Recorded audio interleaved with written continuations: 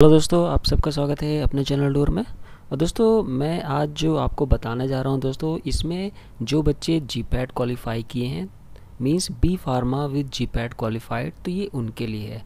अब दोस्तों, सब लोग ये चीज़ तो जानते होंगे कि हमारे कंट्री में साइंटिस्ट बहुत बनते हैं, लेकिन आप हमेशा ये चीज़ सोचते रहते होंगे कि साइंटिस्ट आखिर बनते कैसे हैं। क्योंकि हमारे अगर फार्मेसी में आप देखोगे दोस्तों, तो वहाँ पे या तो वो नाइपर में जाते हैं, या बीएचयू में जाते हैं, या जामिया हमदर्द में जाते हैं, और ज़्यादातर लोग वहाँ पे सेटल्ड हो जाते हैं एज एन असिस्टेंट प्रोफेसर या फिर एसोसिएट प्रोफेसर, जो भी है। लेकिन साइंटिस्ट फिर कैसे बनते हैं, या अगर हमें पीएचडी करनी है तो वो अच्छे कॉलेज कौन से हैं जहाँ पे इंटीग्रेटेड पीएचडी भी होती है, ताकि हम यहाँ पे बी फार्मा विद जीपैट हैं और हम यहाँ पे इंटीग्रेटेड पीएचडी करते हैं, मींस हमारा एम फार्मा भी कंप्लीट हो जाएगा और साथ ही साथ वहाँ पे पीएचडी भी कंप्लीट हो जाएगी। तो इस चीज़ों के लिए दोस्तों मैं यहाँ पे वीडियो लाया हूँ ताकि आपको समझा सकूँ कि CSIR आखिर होता क्या है। तो दोस्तों धीरे धीरे चलेंगे, लेकिन दोस्तों कोशिश करना कि वीडियो आप कहीं पे भी स्किप मत करना, क्योंकि ये जो नॉलेज है दोस्तों वो आपको लाइफ लॉन्ग काम आने वाला है और इसमें मुझे काफ़ी मेहनत भी लगने वाली है, ये भी मुझे पता है। तो दोस्तों आप भी अपनी तरफ से पूरी ईमानदारी से इस वीडियो को देखेगा। दोस्तों, human resource development group, council of scientific and industrial research. तो सबसे पहले मैं आपको इसमें इंटरेस्ट जगाने के लिए इसमें एलिजिबिलिटी दिखा देता हूँ। दोस्तों, इसमें BE BTech degree holders in engineering discipline with valid GATE score. तो जो बीटेक वाले स्टूडेंट होते हैं, वो लोग जो गेट क्वालिफाइड होते हैं वो इसको दे सकते हैं, या फिर candidates with B Pharma degree and having qualified GPAT. तो फिर सेकंड में आता है कि B Pharma with GPAT qualified student, या फिर जो कैंडिडेट्स जो कि बीटेक इन बायोटेक्नोलॉजी हैं, उनके पास गेट स्कोर है और उसके साथ में उनका जो परसेंटाइल है वो 85 परसेंटाइल या उसके एबव है गेट में, तो वो लोग CSIR फॉर्म भर सकते हैं। दोस्तों, ये candidate selected for the award of JRF GATE will be eligible for fellowship subject to getting registered enrol for PhD integrated PhD programme. दोस्तों, आपने सुना होगा कि जो PhD वगैरह फार्मेसी में ज़्यादातर बच्चे करते हैं, तो उन्हें वही स्कॉलरशिप मिलता है जीपैट के स्कोर कार्ड के थ्रू, जो आपको जीपैट क्रैक करने के बाद एम फार्मा के लिए मिलता है, मीन्स 12,500। लेकिन दोस्तों, अगर आप यहाँ CSIR में JRF और SRF यहाँ पे करते हो, तो आपको दोस्तों 31,000 मिलता है पर मंथ 2 साल के लिए। और 2 साल बाद जब आप SRF हो जाते हो, मीन्स सीनियर रिसर्च फेलो हो जाते हो, तो आपको वहाँ पे 35,000 पर मंथ मिलता है। और इसके साथ दोस्तों आपको 20,000 कंस्टिट्यूंसी चार्जेस भी आपको वहाँ पे प्रोवाइड होते हैं। तो अब आपको समझ में आ रहा होगा दोस्तों कि यहाँ पे बेनिफिट बहुत ज़्यादा है, और ये है मेन जगह जहाँ पे आप PhD करते हो और रिसर्च की तरफ आप अपना रुख करते हो। तो चलिए दोस्तों, अब मैं आपको शुरुआत से इसके बारे में बता देता हूँ। दोस्तों, जो मेन पॉइंट है मैं वो आपको बताऊंगा और बाकी समझाता रहूँगा ताकि आपको समझ में आ जाए। और ये फॉर्म दोस्तों आपके 1 साल में 2 बार निकलते हैं, और कभी कभी होता है कि एनुअली भी निकलते हैं, तो ये आपको देखते रहना पड़ेगा। और इसके लिए दोस्तों ज़्यादा आपको परेशान नहीं होना, अगर आप हमारे चैनल को सब्सक्राइब कर चुके हो तो वहाँ पर भी हम नोटिफिकेशन डाल देंगे जैसे ही ये फॉर्म अवेल होगा।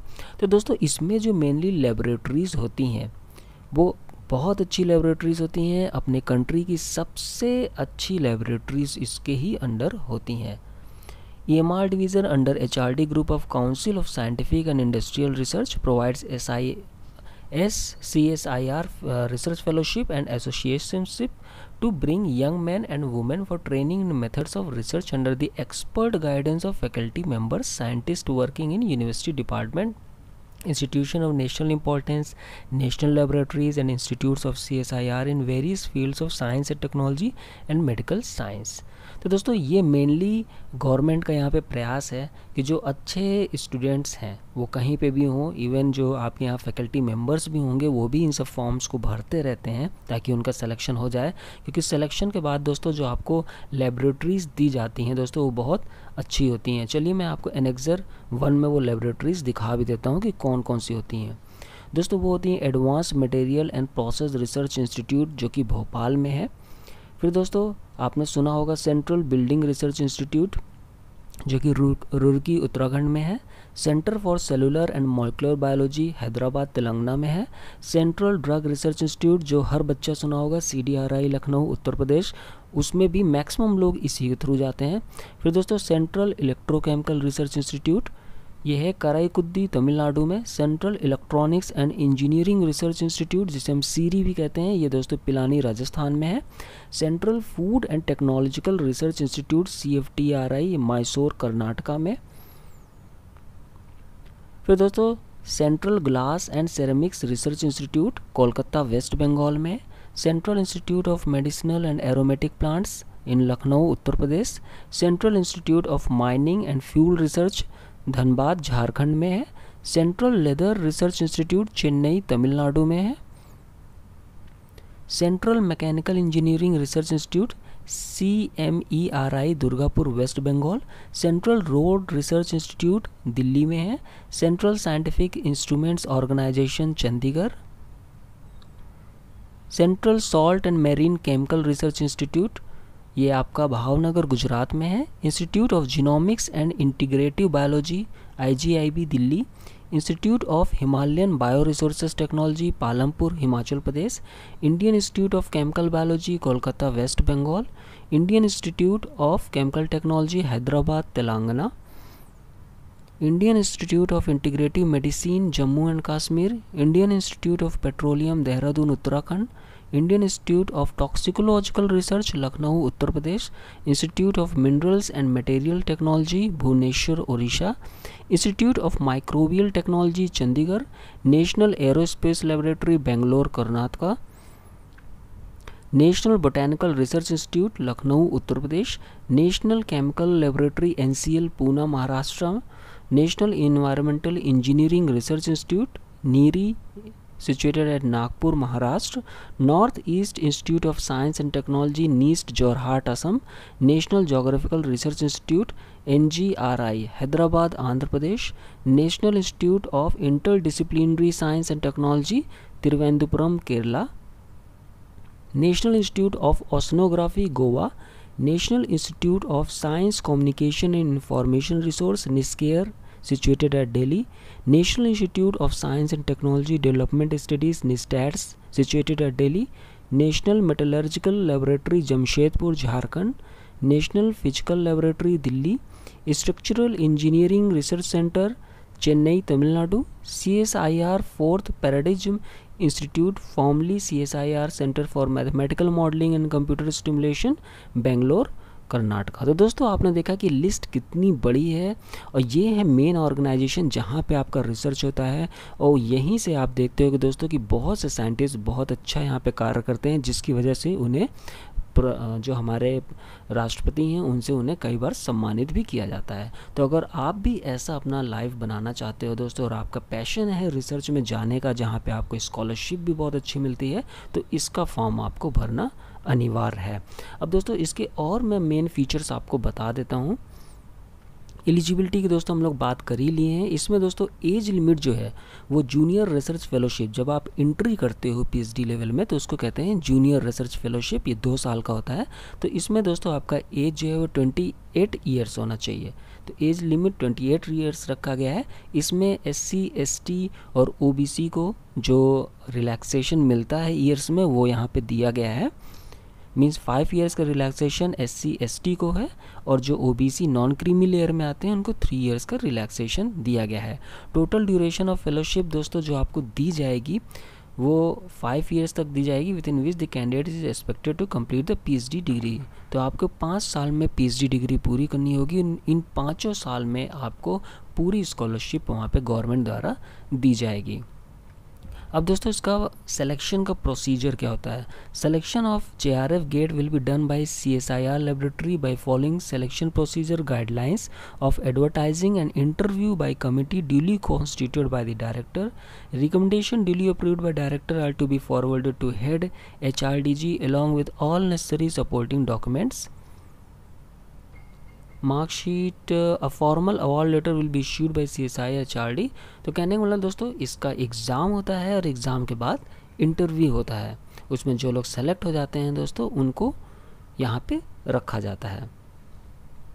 अब दोस्तों यहाँ पे लेबोरेटरी के इन्होंने नाम दिए हैं, CSI लेबोरेटरी, जो मैं आपको बता ही चुका हूँ।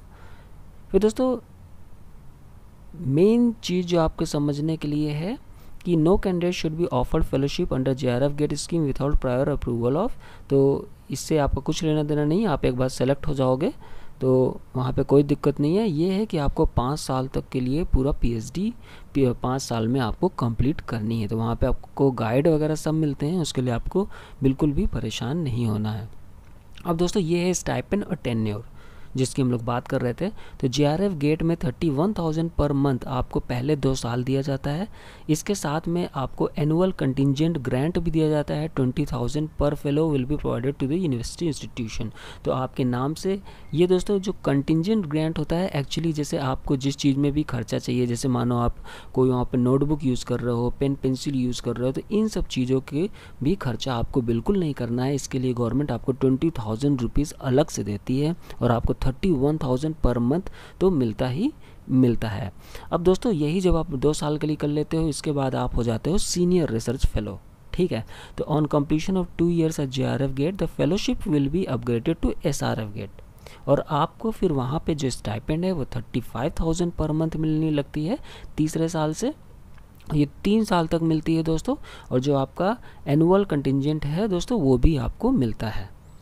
तो दोस्तों आपने देखा कि ये कितना अच्छा है अगर आप रिसर्च फील्ड में जाना चाहते हैं। इसके लिए कुछ अलग से नहीं मांगा जा रहा, बल्कि बस एग्ज़ाम देना है और आपको वहाँ पे इंटरव्यू क्रैक करना है, और फिर आप वहाँ पे बहुत अच्छे संसाधनों के साथ दोस्तों वहाँ रिसर्च करोगे। कहा जाता है कि CSIR वगैरह में आपको किसी चीज़ की कमी नहीं रहती है। आप जब उनकी लैब में काम करते हो तो फिर ऐसा नहीं होता है कि आपके पास कोई इक्विपमेंट नहीं है, आपके पास कोई ड्रग नहीं है, ऐसा नहीं होता। आप हमेशा आपके पास अवेलेबिलिटी होती है, गवर्नमेंट आपको पूरी तरह से मदद करती है, और यहीं से वो साइंटिस्ट निकलते हैं जिनका मैंने अभी आपसे जिक्र किया था। यहाँ पे बहुत बड़े बड़े साइंटिस्ट रहते हैं, बहुत अच्छे लोग रहते हैं, जिनके गाइडेंस में आप हमेशा ही है दोस्तों कि वहाँ के बच्चे अच्छा ही करते हैं।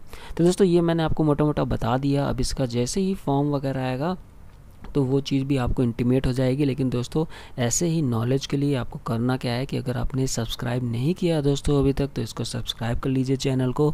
साथ ही साथ जो हमारा टेलीग्राम है उससे भी जुड़ जाइए, जो कि डूअर एकेडमी के नाम से है। उस पर जुड़ने के बाद साथ ही दोस्तों एक चीज़ मैं कहना भूल जाता हूँ हमेशा कि बेल आइकन जरूर प्रेस करिएगा, ताकि जो भी वीडियोस हम देते हैं, मानो अगर किसी जॉब की कोई वीडियो आती है जिसका 2-3 दिन में इंटरव्यू होने वाला है और वो आपको बाद में पता चलती है, तो फिर वो आपके किसी काम की नहीं रह जाएगी। इसलिए दोस्तों यूट्यूब की तरफ से एक बेल आइकन होता है, उसको आप प्रेस करोगे तो नोटिफिकेशन आपको आ जाएगी कि ये वीडियो इस चैनल द्वारा आ गई है। तो दोस्तों अगर और कोई भी क्वेरी हो CSIR के रिगार्डिंग तो बिल्कुल इस वीडियो के नीचे कमेंट करिएगा। और दोस्तों अगर ये वीडियो आपको अच्छी लगती है तो ज़रूर इसको लाइक करिएगा, इससे हम लोगों को भी अच्छा लगता है और मेहनत करने पे मज़ा आती है। Thank you, take care, bye bye.